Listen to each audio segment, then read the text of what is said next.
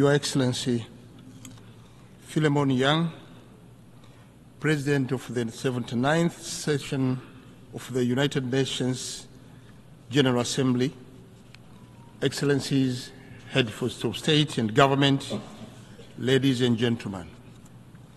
Mr. President, on behalf of Her Excellency Dr. Samia Suluhu Hassan, President of the United Republic of Tanzania, I stand before this august assembly to deliver a message of hope and peace to the people of the world. In doing so, I wish to convey warm and fraternal greetings from the President and the people of the United Republic of Tanzania. Her Excellency Dr. Samia Suluhu Hassan, President of the United Republic of Tanzania, wishes this assembly every success in its important deliberation. I would also like to join the previous speakers in commending you, Mr. President, for the excellent manner you are steering the work for the Assembly. Tanzania endorses and supports the theme chosen of this session, that is, leaving no one behind, acting together for the advancement of peace, sustainable development, and human dignity for present and future generations. This theme aligns well with the United Nations Charter and builds on the efforts of your predecessor, His Excellency Dennis Francis, whose remarkable leadership is truly appreciated.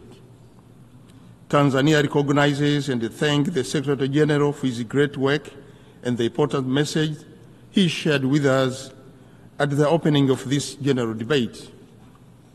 Mr. President, the participation in the 79th General Assembly has been a unique opportunity for us to share perspectives regarding to the pledge and the commitment made for addressing global challenges such as pandemics, extreme poverty, climate change, and conflicts. I would like to share some of Tanzania's perspectives as follows. Sustainable development, Tanzania's path to inclusive growth. Mr. President, the Sustainable Development Goals are a beacon of hope in addressing global challenges. Tanzania's journey towards sustainable development reflects that of many nations facing significant challenges from the determined impact of COVID-19 on health and economic systems. Climate change, marked by extreme weather patterns like torrential rain and droughts, has deteriorated health issues and strained infrastructures. We are concerned about the slow pace in attaining these goals, whereas of 2023, only 17% of targets were on track, with over one-third regressing or stalling. Urgent action and global solidarity are needed to overcome barriers such as economic imbalances, climate change, conflict, and gender inequality. Mr. President, our commitment toward the realization of SDGs is focused on sustainability economic growth through strategic investment in agriculture, aquaculture, livestock, fisheries, infrastructure development, energy, and digital economy. Our goal is to improve food security, reduce poverty, ensure job creation, and drive inclusive economic growth. There are many success stories in Tanzania emanating from this investment, such as the empowerment of youth through the Building Better Tomorrow agriculture initiatives in mainland Tanzania and empowerment of local women in Zanzibar through seaweed farming. On the other hand, Tanzania implements policies to ensure access to quality healthcare and education for all citizens, including the Universal Health Insurance Act and the free basic education. The government also invests in vocational training and STEM education to prepare youth for job market and digital economy. Defending human dignity, inclusivity, and equality. Mr. President, for decades, Tanzania's foreign policy has prioritized respect for human dignity. Addressing this assembly on 4th December 1961, Mwalimu Julius Kambarage Nyerere, the then Prime Minister of Tanganyika, stated that the basis of our action, internal and external, will be an honest attempt to honor the dignity of man. Mr. President, Tanzania has maintained this pledge by leading the fight against colonialism and racism. In this regard, Tanzania hosted the OAU Liberation Committee, supporting freedom fighters in their struggles for independence. Despite gaining political liberation, many countries still face economic sanction and inhuman conditions which hinders the achievement of genuine development solutions, as doing so would only determine its legitimacy. Mr. President, let me talk about peace and security. Security is indivisible. In the face of global health insecurity characterized by the pandemic such as COVID-19 and current mpox, the saying no one is safe until everyone is safe truly gathers meaning. It is imperative that we should invest more in peace, foster unity, and rebuild trust. In this regard, Tanzania welcomes the adoption of General Assembly Resolution 78/312, which proclaimed July 7th as World Kiswahili Language Day. Kiswahili is a language spoken by over 200 million people in all continents of the world. It is an important tool for advancing peace, unity, and cultural diversity. While Tanzania and other Kiswahili-speaking countries looking forward to commemorate this day in 2025 and beyond, we also call on this assembly to explore the possibility of recognizing Kiswahili as an official language of our esteemed organization or as this assembly.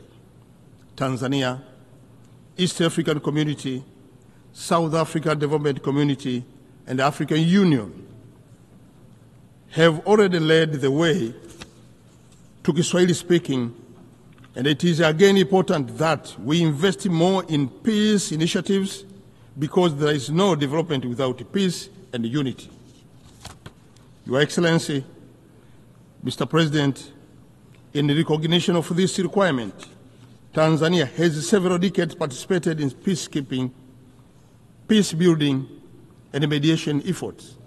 Tanzania has and continues to contribute towards world peace through its membership in the United Nations Security Council and the African Union Peace and Security Council. This contribution is also evident through its leadership in regional arrangements, such as International Conference on the Great Lakes region of Africa, and currently the chair of the organ on politics, defense, and security of Southern Africa Development Community. I wish to reassure this august assembly that Tanzania's commitment toward peace will not weaken. Tanzania will continue to diligently dispense the obligations emanating from the culture of the United Nations. Mr. President, let me talk about climate and change. Tanzania, like many other developing countries, is highly vulnerable to droughts, floods, desertification, and effect to sea level rise. It is estimated that the sea level will rise by 41 centimeters by 2080. While the sea level rise cannot be reversed, Tanzania is taking several adoption and mitigation measures, including the restoration and the plantation of mangrove, enhancement of coastal infrastructure, and the promotion of ecotourism and aquaculture. It is imperative that, therefore, that we must invest more in climate finance to help recover economies already suffering from these effects, and to enhance access to funding for loss and damage in the hand-hit countries. Mr. President, about transformation to clean energy, as we prepare for COP29 in Baku, Azerbaijan, it is worth remembering that globally, an estimated 2.4 billion people are still using polluting fuel for cooking. This contributes to health problems, food insecurity, gender inequality, and environmental damage, including millions of premature death, limited access to education, employment for women and children, and increased household gas emission and deforestation. Achieving universal clean cooking access in Africa by 2030 would require an estimated about $4 billion annually, a small fraction of global energy spending.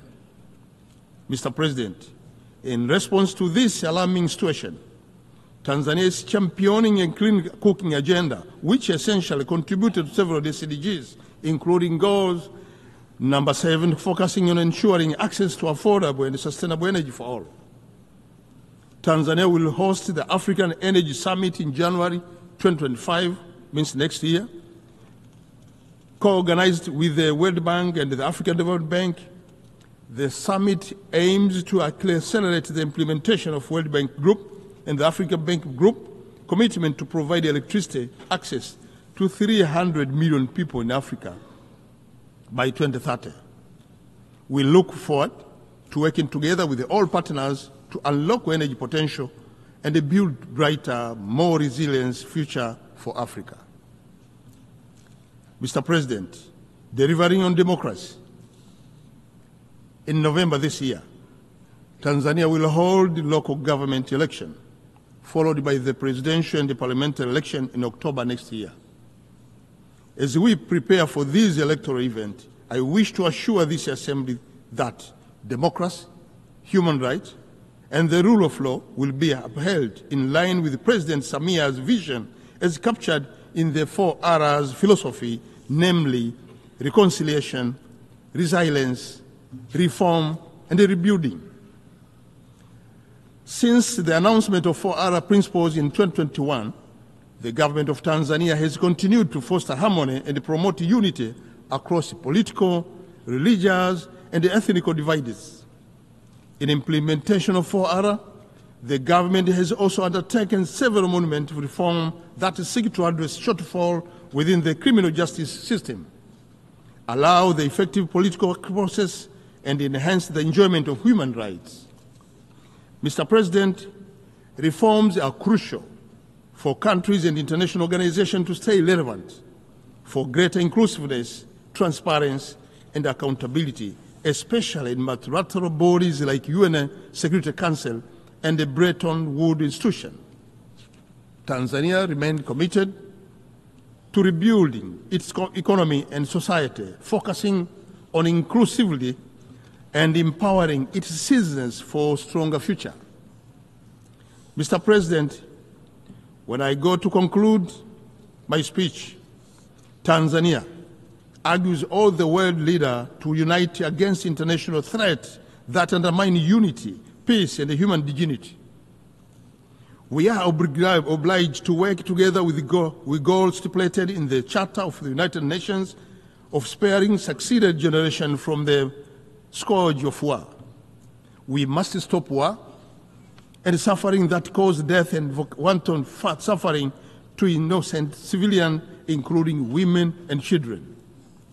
Let us leverage innovation, adopt inclusive policies, and strengthen international cooperation in accelerating the implementation of SDGs.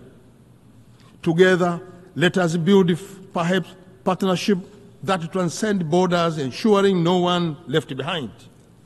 Let us undertake the necessary reform to make our multilateral institution fit for purpose.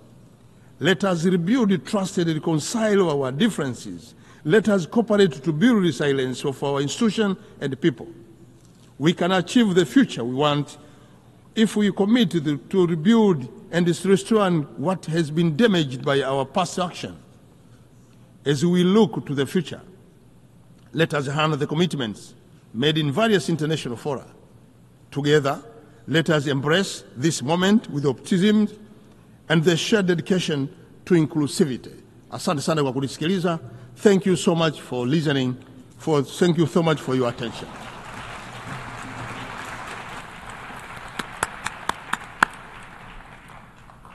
On behalf of the Assembly, I wish to thank the Prime Minister of the United Republic of Tanzania.